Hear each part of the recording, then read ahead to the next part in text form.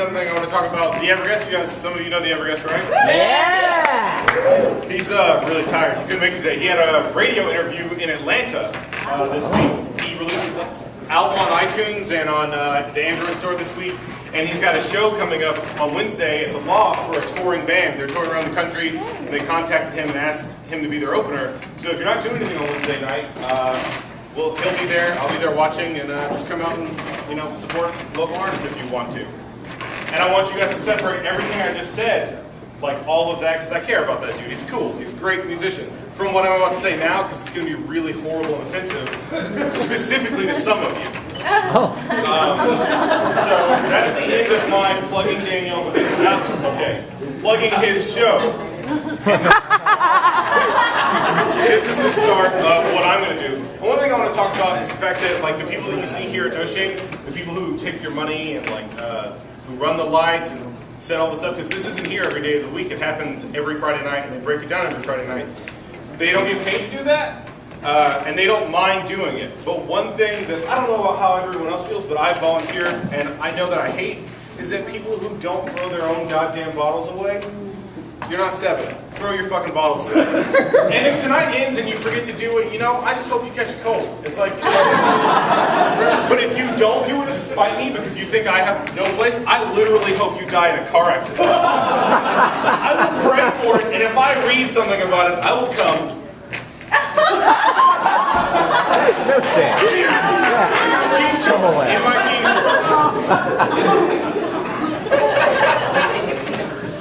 I was talking to a friend of mine about how women feel when you're in a relationship with them and you're still masturbating, because women fear that, I guess, and a lot of guys are like, I've got a girlfriend, I don't need to masturbate. There are significant others not keeping that shit locked up tight 6 days a week. You're probably getting it once, man, if you're lucky. So it kills me when guys are like, I've got a girlfriend, I don't need to do that. Sometimes you just need to be alone with your cock.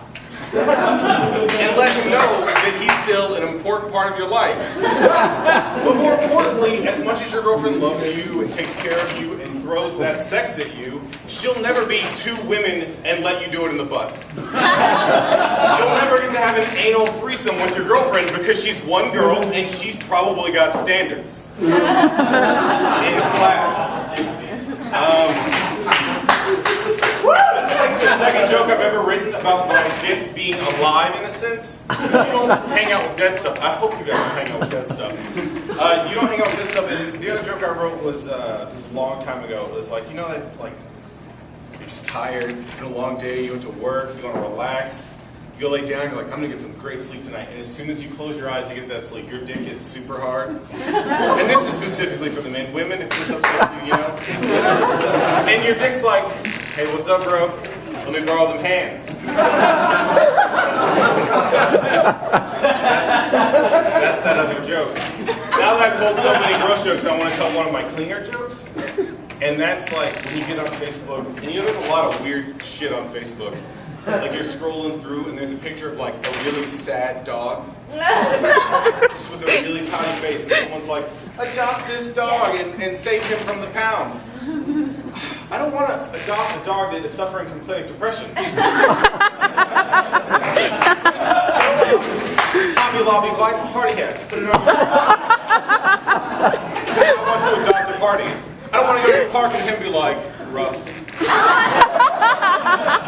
It's depressing.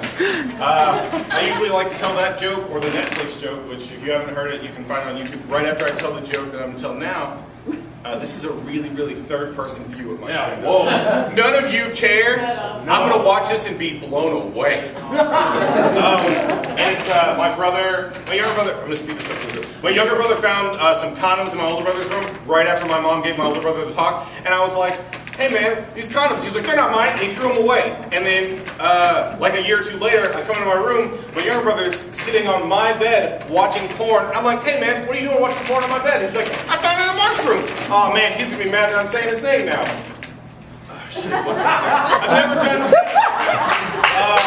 And he's like, I'm like, hey man, I found this porn, and you kind of found this porn in your room, is yours? And he snapped it in half, and I was like, no one's that willing to destroy something that's not theirs, so I knew it was his. And now I'm just worried to find out what would happen if I walked in on my brother having sex.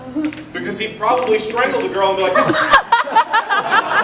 I'll be strangling the girl and be like, hey bro, wanna go to Fuddruckers?